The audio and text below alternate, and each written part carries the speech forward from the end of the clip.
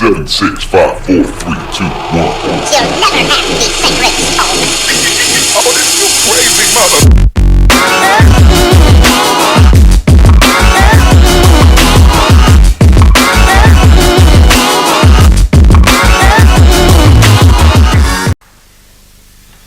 Good afternoon, good morning and good evening from Dr. Barry London of News, Melbourne, Australia. There is an enormous amount of confusion in relation to common law, maritime law, civic law. People just don't comprehend.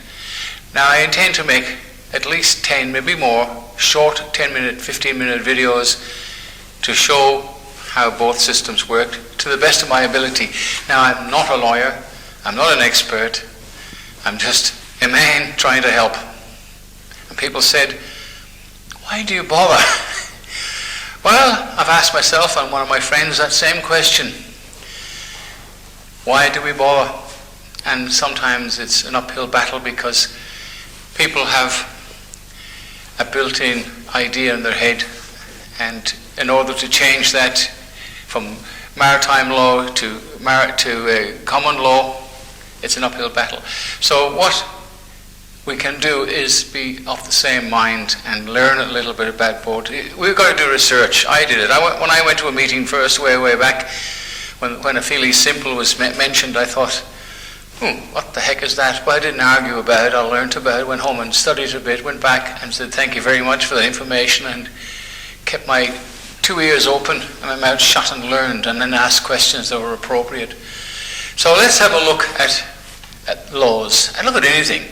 There are two sides to everything, good and bad, happiness, unhappiness, right and wrong. And every man and woman knows the difference between right and wrong. It's called common sense. But common sense is something that's frowned upon by the crooked and criminal politicians and the control freaks, right?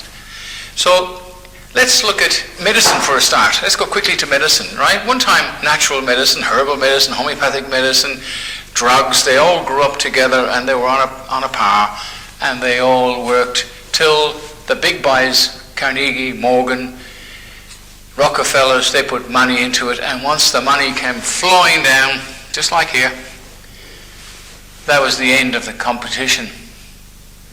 The competition in the beginning was a fair one. Whoever got the best results got more customers, but now we have money involved, so they own the journals, they own the medical schools, they own the drug companies, and that's business. There's not much point knocking them. I'm not here to knock them. So in law we have common law, which goes way back to the villages in the UK. There are a number of common law countries, Canada, USA, and Australia, New Zealand, India, and others. The Americans continued with common law because they have sheriffs, common law sheriffs. And if you've noticed over this carry-on that's gone on for quite a while, the sheriffs in a number of counties refuse to cooperate with lockdowns. Not saying they're right or wrong, because I got to be politically correct, which goes against the grain of reality and common sense, but anyhow, that's how it is. They cannot be touched because they are using common law. Now, they do enforce statute laws as well, but their oath of office is to common law. You hear that sometimes on the BS media stations, our here, Channel 7, 10 and 9, and the ABCs and stuff, and we've got them all around the world, sometimes they'll bring up a common law assault. Well, all assaults, everything comes under common law. All rules and regulations that they've made statute laws for can all be dealt with common law, but there is no money involved in it, so what's the point of continuing in something that has no financial gain? So we, the people, have only got one goal in mind now, that the system has gone so skew-if and corrupt, and it's happening in Ireland as well. I'll be putting a video up soon from a friend of mine in Ireland who's gone through the same system. Corruption. Private enterprise have taken over everything in life. We're all private companies, if we accept the fact that we're persons, we're a private corporation or a private company, and we have no rights. If you're a person, if you're a man or a woman, you go back to common law, you have God-given rights. And I just mentioned the word God. Well, the roof hasn't fallen in, the corporations known as governments haven't broken down the door yet, but they will one day. And you'll have passports to go from one state to another, and it's going to happen unless I'm making an effort, and a few of my friends, but the sheep, yes, sheep, beautiful animals, but not very smart.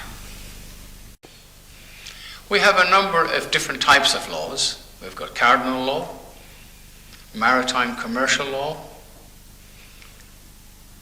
ecclesiastic law, and the law of nature. There's lots of names for laws. Sadly today, law students learn one particular brand of law. They don't teach them constitutional law, which I forgot to mention. They don't teach them anything to do with common law. It's all been removed because it hasn't got a great commercial value. Let's go back to common law and let's see where it starts. Everything starts in the UK, including the laws that we know here in the courts today, commonly known as Star Chambers. Why are they called Star Chambers? Because we have one magistrate. The UK, for a long time, had 3 magistrates, and in some states here they've had 3 magistrates for quite a while. And the reason for that is because no one man can judge another, because all men have prejudice. So they were good enough to have 3. And they were ethical. Now, common law goes back to the villages in the UK. Everything started in the UK. The Inns of London, the whole history is there. I'll try and put a few clips up in the background to explain this. I have to be very careful what I put up because copyright, anything that they'll just jump down and shut me down if I put anything up that can be claimed as copyright. Now, I don't want to use anybody else's products unless I can. Common law goes back to the villages. So if you had a dispute way back that your tent was built and it was over on somebody else's property, you went to the head of the village and complained, and something was sorted out and they made an agreement. And that lasted for a while, but they've forgotten. There was no record of that. And then after the Battle of Hastings in 1066, William the Conqueror came in and he brought some pretty enthusiastic people from another nation in who were brilliant at banking and record keeping, which was very important. And you've all heard of the Doomsday Book. Well, if you don't, look it up. Now, the records for common law courts or disputes were kept from that because they kept the records. And a lot of these records go back to 1066 in the UK. They're really, really, really good at keeping records. So when the records were kept, they set precedents and they were set. So the next judge came along and he looked up what happened in the last couple of cases and said, oh, these people had to do some kind of penance, punishment, or whatever the case may be. It went on record and it was carried on up until today. If there was a case that was brought up that was never heard before, then the judge in that case could make a decision and say, well, this is the penalty. But everybody is entitled to a jury. So a jury of 12, in my opinion, goes back to the 12 apostles. Well, they may have been a great bunch of guys, they may have been dodgy, but they had a bit of disturbance among themselves as well. But anyway, your peer, they're called your peers, and there's another reason for peers, but let's keep it simplistic. So if you commit a crime back then and now, you should go before a jury of your peers, and they're people picked who make a decision whether you're guilty or not. There's another type of common law court as well, and the Americans have kept this going. It's called a grand jury. Now, the grand jury is a little harder, very simple, very simplistic. A judge says in America you could get a ham sandwich indicted by a jury if the right prosecution was put forward. A grand jury makes a decision whether there's a case to answer or not. They do not make a judgment on guilt. It's like if Tom was caught broke into a shop and he left his fingerprint behind, and the police wanted to charge him, and the police said they put it before a grand jury of 16 people or 23 people, and the grand jury said, well, in our opinion, the jury have decided it's not a majority, it's prosecutions. And it's a great tool, and it's used in America a lot. people get called before grand juries. Well, that's up in the political era. So let's just keep it simple. In our cases here, any man or any woman can bring a charge against the CEO of a council. You don't have to go to a grand jury for that. And God knows, and we all know, that the councils really consider themselves to be a layer of government, which they're not. They're nothing more than a department of the state. But the illusion of power has been created and accepted by the fools, and that's us. If you have a problem with a council, you charge the CEO of that council in his private capacity for crimes against you and the people of the state in which you live or the country. He's on his own. Where on the other hand you try, or the council itself, waste your time. Bring it into the fictional court. If they accept the paperwork, it'll be shoved under the carpet and never get any further. So we'll keep it simple and stick to the basics. We have to fight back one day at a time, one criminal at a time, through the people. The people charge these criminals in their private capacity. They come to a common law court. In fact, in most cases, if it's a case against a man, an individual man in a council, the CEO, as I said, or anybody like that, they can come to mediation. And if they don't accept mediation, the next process then is a summons before the jury of their peers.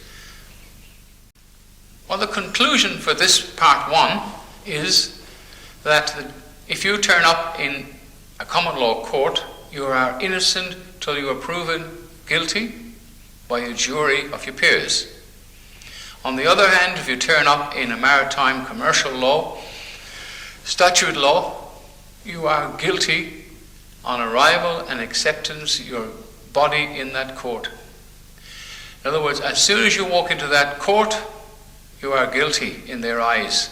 You have no plea, and the only way you can plead not guilty, there's a story to that, I'll come to it again, another video.